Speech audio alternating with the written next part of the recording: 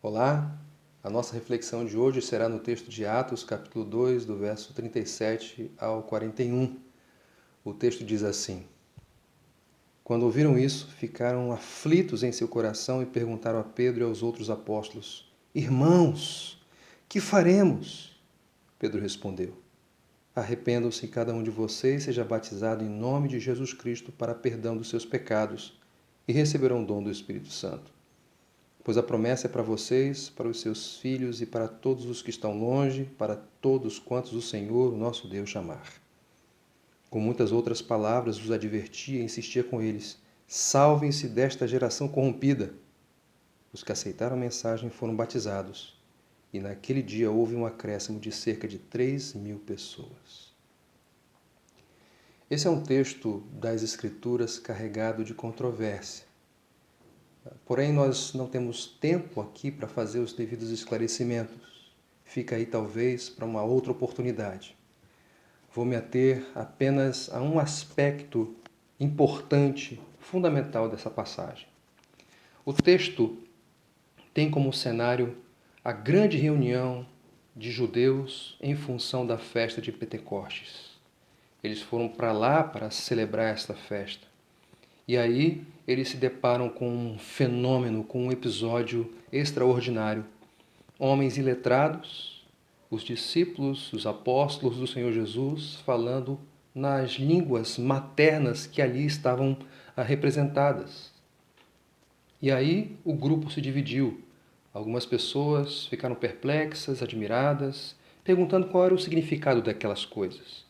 Por outro lado, havia um outro grupo que escarnecia, zombava e que caluniava aos discípulos, dizendo que eles estavam embriagados. Diante desse cenário, então, os apóstolos se levantam e esclarecem o que estava acontecendo naquela ocasião e aproveitam a oportunidade para pregar o Evangelho, para anunciar a Jesus Cristo como aquele que havia sido ressuscitado dos mortos, que era de fato o Filho de Deus, o Cristo, o Senhor.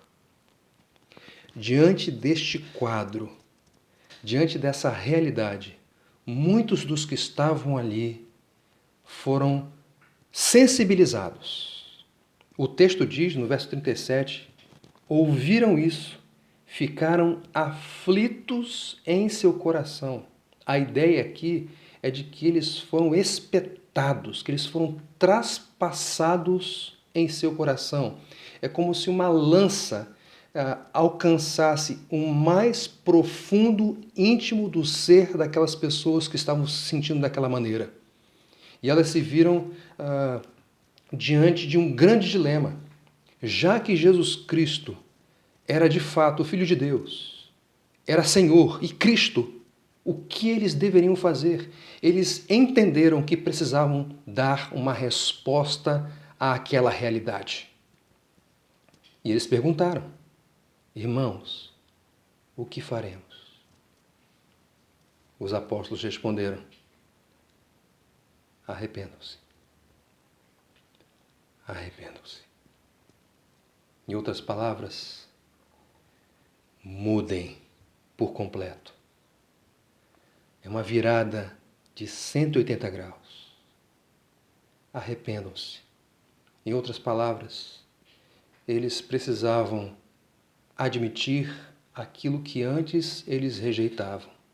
Eles precisavam aprovar aquilo que antes eles reprovavam. E o texto de Atos capítulo 2, ali perto do versículo 22, indica o que eles estavam reprovando. Eles estavam reprovando a Cristo. Cristo que era aprovado por Deus, que era prazer de Deus. Então, arrependimento era aprovar aquilo que Deus aprovava. Era ter afeição por aquilo em que Deus tinha prazer no seu Filho. Em outras palavras, eles precisavam abandonar a si mesmos e se voltar para Jesus. Nós vivemos numa sociedade em que arrependimento é visto de uma maneira negativa. como uma coisa para fracos, como uma coisa para gente pobre.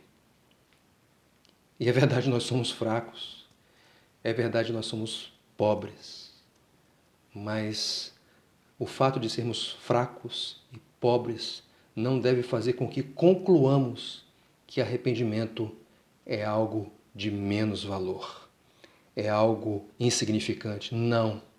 Arrependimento é um milagre, porque o arrependimento é uma resposta à ação do poder de Deus no mais íntimo do ser humano. O arrependimento é uma resposta ao fato da lança de Deus, a sua palavra, ter nos atingido no coração. De forma que arrependimento não é uma coisa desprezível, mas é uma experiência maravilhosa e que marca, que distingue aqueles que foram atingidos, foram cativados pela palavra de Deus. Naquele dia, houve um acréscimo de cerca de 3.000 pessoas. Em outras palavras, 3.000 arrependidos. Um milagre maravilhoso, extraordinário, sem precedentes, muito maior do que aquela manifestação das línguas, muito maior do que aquele som de um vento que chamou a atenção de todas as pessoas.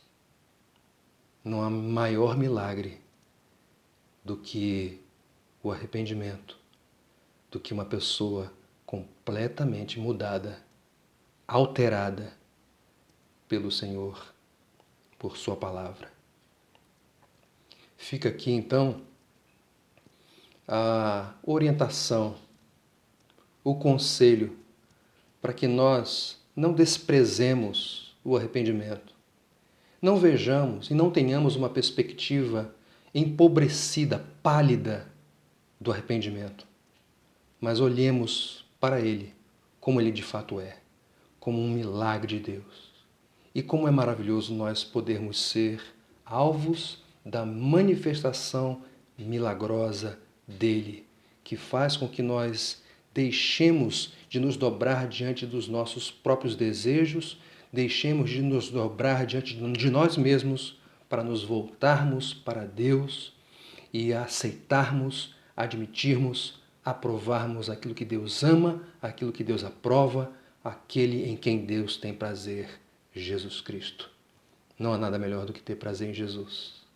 Então, fica aqui a dica, a sugestão, o incentivo, o estímulo para que eu e você, no final dessa semana, na outra e por toda a nossa vida, sejamos marcados por esse grande e maravilhoso milagre, que é o milagre do arrependimento, do voltar-se diariamente para Cristo e ter prazer naquele em quem Deus tem prazer.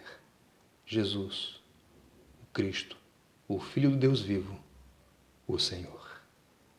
Deus lhe abençoe e até o nosso próximo encontro.